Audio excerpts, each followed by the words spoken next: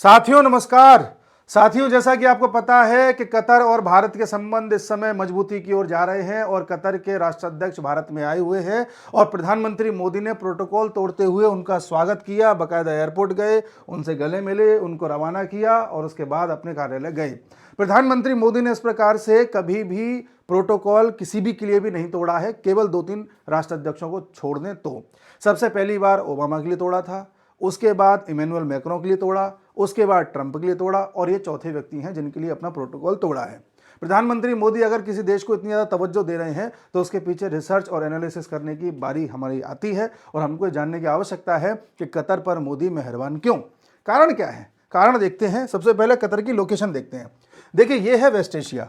Waste Asia में आपने सुना होगा, हम बोलते हैं गल्फ कंट्रीज, खाड़ी देश, गल्फ कंट्रीज। ये गल्फ कंट्रीज क्या होता है? गल्फ का मतलब होता है एक पानी का ऐसा क्षेत्र जो 3 तरफ लैंड से घिरा हो, उसे कहते हैं गल्फ या खाड़ी।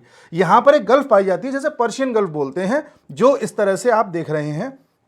इस पर्शियन गल्फ को यानी कि फारस की खाड़ी को टच करने वाले जो देश हैं उन्हें खाड़ी देश बोला जाता है। उनमें महत्वपूर्ण है सऊदी अरेबिया, आपका यूएई, यहां पर देखो ओमान है, कतर है, बहरीन है, कुवैत है, इराक है, ईरान है। ये महत्वपूर्ण देश हैं जो दुनिया में ऑयल और गैस की सप्लाई के लिए भी जाने जाते हैं।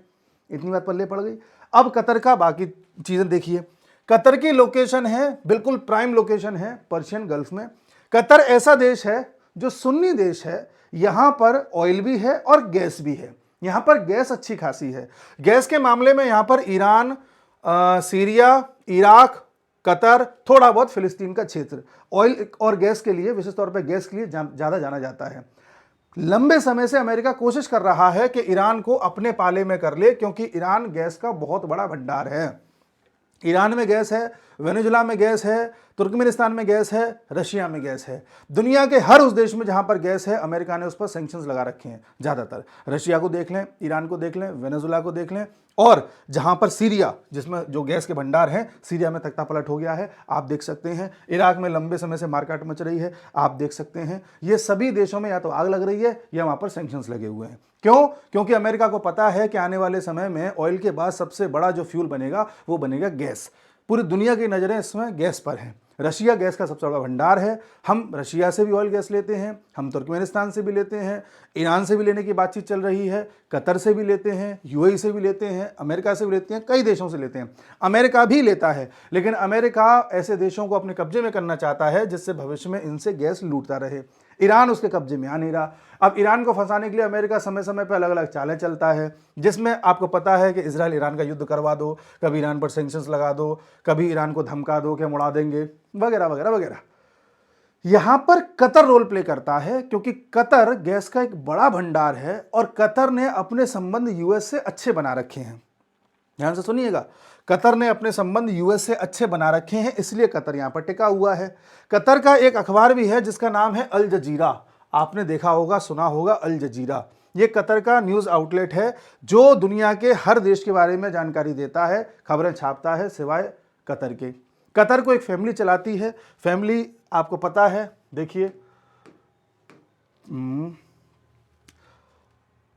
अल थानी फैमिली इनको चलाती है और अल थानी फैमिली लंबे समय से यूएसए के साथ अच्छे रिश्ते बनाई हुई है। अब यूएसए के साथ अच्छे रिश्ते होने के कारण ईरान जाहिर सी बात है नाराज हो जाएगा। आज के लगभग 20-25 साल पहले कतर को यह समझाया गया ईरान के द्वारा कि देखो भाई कतर, तुम यूएस की तरफ पूरी तरह से टिल्टेड हो। सऊदी अरब और यूएई तुमसे अच्छे रिश्ते रखते नहीं हैं, क्योंकि तुमने अल जजीरा नाम का एक न्यूज़ आउटलेट निकाल रखा है जो इन देशों की कमियों को उजागर करता रहता है, करप्शन को उजागर करता रहता है। इस बात को लेके जो तुम्हारे अड़ोसी पड़ोसी दोस्त हैं वो तुम्हारे अब दुश्मन बन चुके हैं। ना तो ये तुम्हारे साथ है, ना ये तुम्हारे साथ है। ठीक है, हमसे भी तुम बैर ले रहे हो और तुम किसके भरोसे बैठे हुए हो? यूएसए के भरोसे बैठे हुए हैं। तो तुम्हारा यूएसए के भरोसे ऐसे बैठा रहना ठीक नहीं है, तुम हमारे साथ भी संबंध अच्छे करो। तो कतर ने धीरे धीरे ईरान के साथ भी संबंध अच्छे करना स्टार्ट कर दिया। कतर को लगा कल को मैं अकेला पड़ गया तो कम से कम ईरान मेरे को सहयोग तो देगा। दूसरे कतर को यह भी लगा कि ईरान एक शिया कंट्री है, हम एक सुन्नी कंट्री है, हम दोनों अगर अच्छे संबंध बनाएंगे तो दुनिया में मैसेज जाएगा कि देखो शिया सुन्नी को एक करने में कतर की बहुत बड़ी भूमिका रही है। कतर ने यह सोच करके ईरान के साथ नज़दीकी बनाना स्टार्ट कर दिया।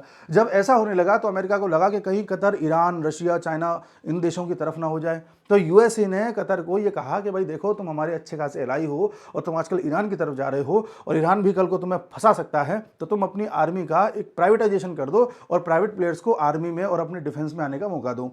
कतर ने ओके कर दिया। वहां से प्राइवेट प्लेयर्स कतर की आर्मी में, डिफेंस में आने लगे और यहां से अमेरिका ने कतर में अपनी दखलंदाजी को और बढ़ा दिया।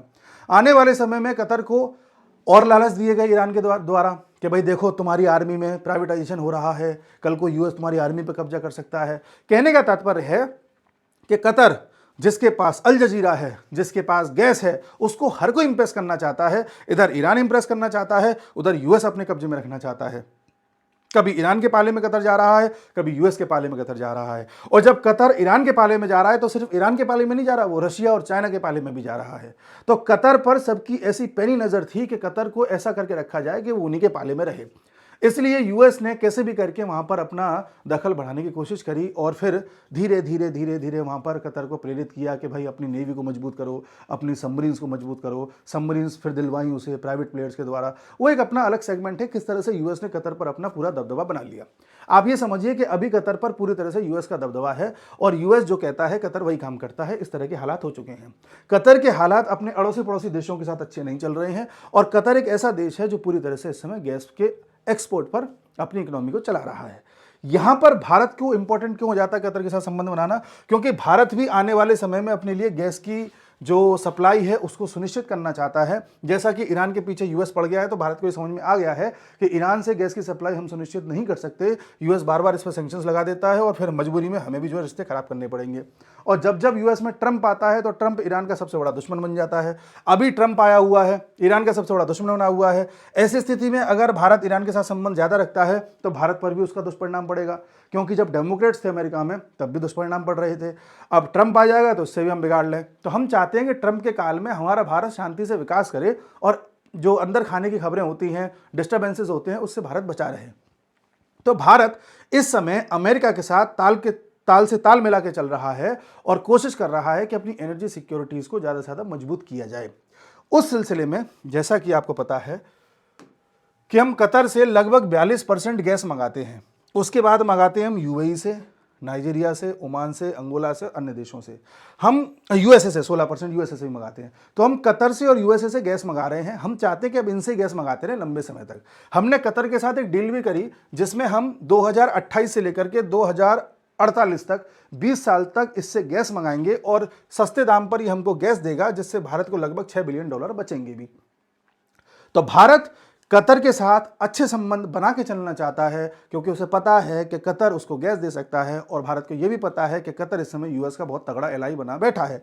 इसलिए कतर के साथ अच्छे संबंध बनाने से न सिर्फ कतर से हमारी गैस की आपूर्ति पूरी होती है, बल्कि यूएस भी उधर शांत बैठा रहता है।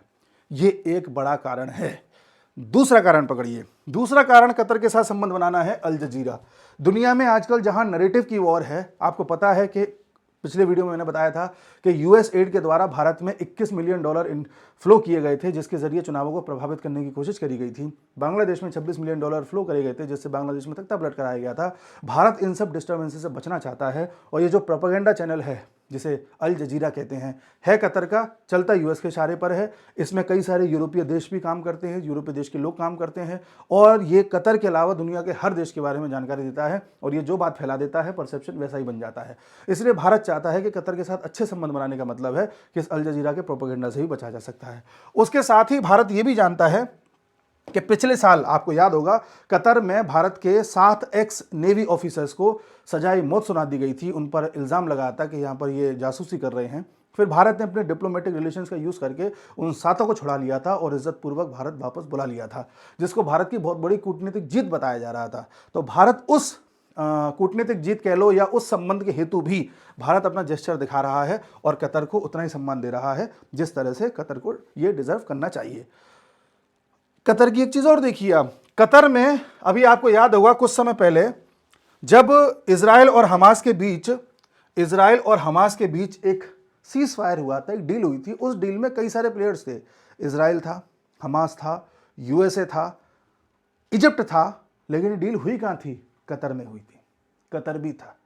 तो आप ये समझ लीजिए कि इजराइल के बाद यूएस सबसे ज्यादा दांव अगर कहीं खेल रहा है इस वक्त तो वो कतर है। भारत के संबंध जहां इजराइल से अच्छे हैं, वहीं भारत कतर के साथ भी अच्छे संबंध बना के चलता आ रहा है, अब और अच्छे कर रहा है। अगला फैक्टर देखिए, कतर में यूएस का एक बहुत बड़ा एक मिलिट्री बेस भी है, यानी कि आप ये समझिए इस पूरे वेस्ट एशिया में सबसे बड़ा मिलिट्री बेस अगर कहीं है तो वो कतर में है, और वो यूएस ने बनाया है। और यूएस इसे बना करके इसलिए रेडी रखता है क्योंकि कल को अगर ईरान पर कुछ करना हो तो यूएस यहां से फ्लाइट पकड़ सके। यूएस ने भी हाल फिलहाल में ऐलान किया कि हम गाजा को भी फ्लैट करके यहां पर अपना पूरा कब्जा कर लेंगे और गाजा को पुनः निर्माण करेंगे।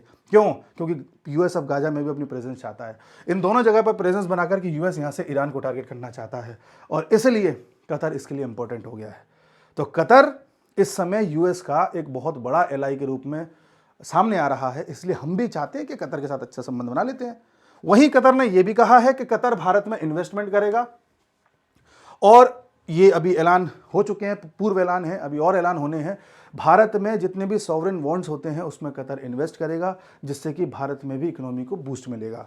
तो भारत के लिए कतर इकोनॉमिकली फ़ायदेमंद है, एनर्जी के लिए फ़ायदेमंद है, यूएस को शांत रख के उसके हिसाब से फ़ायदेमंद है, अल जजीरा के ज़रिए फालतू के नैरेटिव से बचेगा भारत, वो फ़ायदेमंद है। ईरान को लेकर के जो कलिश मची रहती है उसको हमने साइड करके कतर को विकल्प बना लिया, ये फ़ायदेमंद है। और 20 साल की जो हमने सस्ती डील कर रखी है उसमें उसको बनाए रखने के लिए वो फ़ायदेमंद है। समय समय पर हमारी डिप्लोमेटिक चीज़ों का जो सम्मान कतर कर लेता है वो भी एक हमारे लिए एक बहुत बड़ा जो है प्लस पॉइंट है। तो इसलिए भारत कतर के साथ मिलकर के अच्छा संबंध रखना चाहता है। आने वाले समय में आप देखना कतर, गाज़ा, ईरान, ये तीनों चर्चा में रहेंगे, और यूएस कतर का और गाज़ा का बहुत बड़ा उपयोग करने वाला है ईरान के विरुद्ध। ईरान के विरुद्ध कुछ बड़े खेल होने वाले हैं, भारत उसको भांपता है, इसलिए भारत कतर की ओर ज़्यादा अग्रसर हो रहा है। और भारत ने जैसे कि यूएस के साथ डील करा है, 2030 तक हम यूएस से भी ऑयल और गैस ज़्यादा लेने लग जाएंगे। हो सकता है कि हम यूएस से भी गैस बड़े स्तर पर परचेस करने लग जाएं, और कतर के बाद दूसरे नंबर पर, जैसे कतर से 42% है, हो सकता है 30%, 25% यूएस से लेने लग जाएं। तो हम यूएस के साथ अब थोड़ा सा इस तरह से टिल्ट हो रहे हैं। एनर्जी के मामले में यूएस की तरफ जा रहे हैं, वेपन्स के मामले में रशिया की तरफ जा रहे हैं। यहाँ से हम दोनों को शांत रख के अपनी डेवलपमेंट पर ध्यान दे रहे हैं। तो भारत की रणनीति कुछ इस प्रकार की है। आगे कोई डेवलपमेंट होती है, डील सामने आती हैं, तो एक वीडियो और लेकर के आएंगे। मिलते हैं अगले वीडियो में। नमस्कार।